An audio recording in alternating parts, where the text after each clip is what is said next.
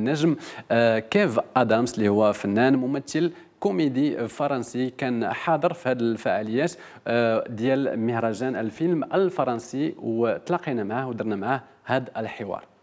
كيف ادامز السلام عليكم ومرحبا بك في هاشتاج بيناتنا. Je suis très content d'être là. On est très content aussi de te recevoir dans Binatna, hashtag Binatna. Hashtag Binatna. Exactement. Alors, tu t'es entraîné pour ce rôle de Aladdin. Est-ce que tu peux nous parler des préparations physiques que tu as fait? Ça a été très dur, très compliqué pour être très honnête avec vous. J'ai fait 3 heures de sport par jour pendant 3 mois pour être très affûté pour le rôle d'Aladin. Donc très intense en termes de préparation physique. Et je trouve que le sport est vraiment pas équitable puisque pour revenir exactement comme j'étais avant, ça a pris un sandwich et demi, quoi, tu vois. Et je suis revenu, et je suis revenu au top, quoi. Donc c'est pour ça que effectivement j'ai un souvenir douloureux de cet entraînement. Ah ouais. Ouais. Par contre, niveau capillaire, tu n'as rien pu faire. Non, là on a essayé des choses. On a appelé les plus grands coiffeurs français, malheureusement on n'a rien pu faire. Alors, côté écriture, je sais que tu écris tes sketchs et tu as participé au scénario. Et est-ce qu'il y a eu des punchlines ou des blagues que vous n'avez pas pu garder à la fin après montage sur le film Aladdin? Bien sûr, il y en a eu plein qui ont été coupés au montage. Si elles ont été coupées au montage, c'est justement parce qu'il ne faut pas qu'on les montre au public. Donc, je ne vais pas les dire aujourd'hui dans hashtag Binatna. C'est osé. Mais oui, des blagues osées ou parfois des blagues ratées ou parfois, vous imaginez bien que dans un film de comédie, on essaye plein de choses. Et après, parfois, ça marche, parfois, ça ne prend pas, quoi. Pour moi, Kev, tu es un influenceur et tu as accompagné la jeunesse, l'adolescence et l'enfance. Et lors de la conférence et lors de l'avant-première à Casablanca, il y a eu beaucoup d'enfants et de jeunes qui ont assisté. Est-ce que tu te considères comme influenceur et voire guide et idole de cette jeunesse? C'est beaucoup, franchement, je me considère déjà comme un saltimbanque, c'est déjà sympa, déjà pas mal, et une chance de pouvoir en vivre.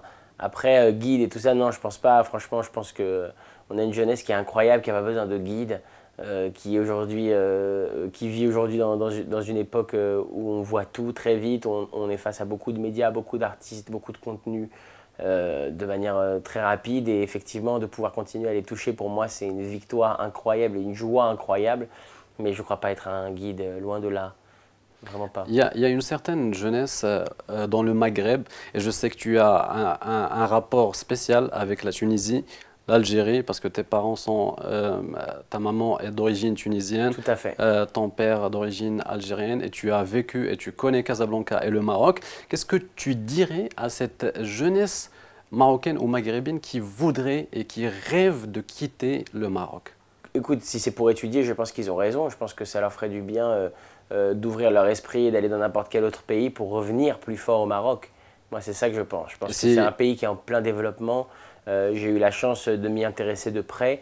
Et je pense au contraire que la jeunesse marocaine, la jeunesse algérienne, la jeunesse tunisienne devraient continuer à consolider ces pays-là et à en faire des pays à leur image. C'est-à-dire que les nouvelles générations dans ces pays-là sont d'une incroyable modernité, d'une incroyable créativité. Moi, je suis en contact permanent avec les jeunes maghrébins du monde entier aujourd'hui sur les réseaux sociaux, et je vois à quel point il y a des choses formidables à faire dans ces pays, en Tunisie, en Algérie, mais aussi ici au Maroc, qui est un pays, moi je viens ici depuis presque 12 ans, et je vois à quel point ça évolue vite, à quel point la ville devient un joyau du Maghreb, quoi. Et je pense que franchement, dans 25 ans, si ça continue comme ça, c'est New York ici, quoi. Ça va très vite, et c'est justement grâce à des jeunes et à des gens qui ont des idées nouvelles, fraîches, et qui ont envie de voir ce pays évoluer.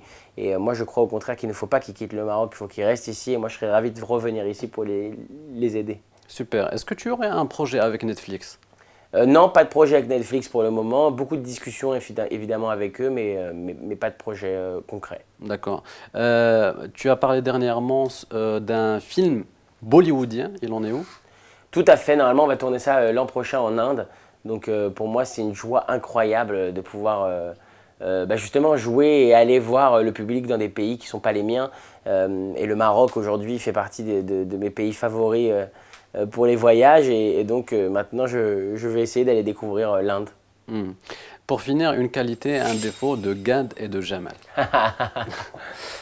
Sincèrement. Sincèrement, une qualité de Jamel, ce serait la générosité. C'est quelqu'un d'extrêmement généreux à tous les sens du terme. Je ne parle pas d'argent, je parle de cœur. C'est-à-dire qu'il passe sa vie à mettre les autres en valeur. Le Jamel Comedy Club, le Jamel Comedy Kid, le Marrakech du Rire, c'est que des outils pour mettre les autres en valeur. Et c'est une qualité très rare chez un artiste. Donc il est d'une générosité absolument incroyable. J'ai jamais vu quelqu'un d'aussi fou et d'aussi dingue justement pour mettre les autres dans la lumière, quoi. Il dépense une énergie considérable pour mettre les autres dans la lumière et j'ai beaucoup de respect pour ça. Et le défaut pour Jamel, ce serait, je dirais peut-être parfois impulsif. Parfois il peut faire un truc d'un coup et je vois après, il le dit pas parce que c'est un patron vraiment, et donc il le dit pas, mais je vois que dans ses yeux il se dit peut-être j'aurais peut-être pas dû faire ça comme ça, de cette manière ou comme ça tout de suite. Voilà, je dirais extrêmement généreux et peut-être impulsif pour ce qui est du défaut. Et pour Gad, qualité, je dirais une force de travail comme j'ai jamais vu de toute ma vie. C'est quelqu'un qui travaille le matin, le jour, la nuit, l'après-midi, le soir, même dans des heures qui n'existent pas dans la journée, il travaille. C'est quelqu'un qui a réussi à conquérir les Français en français, les Maghrébins en arabe, les Américains en anglais et bientôt les Chinois en chinois, je pense. Donc il est vraiment trop fort. Et je pense aussi qu'il accompagne son talent d'une force de travail monumentale. Donc je crois que c'est le plus grand travailleur que j'ai rencontré. Un petit défaut quand même? Et un défaut pour Gad, parfois il ne rappelle pas au téléphone. Tu veux dire souvent. Ok, madame, shukran bzaf. Shukran.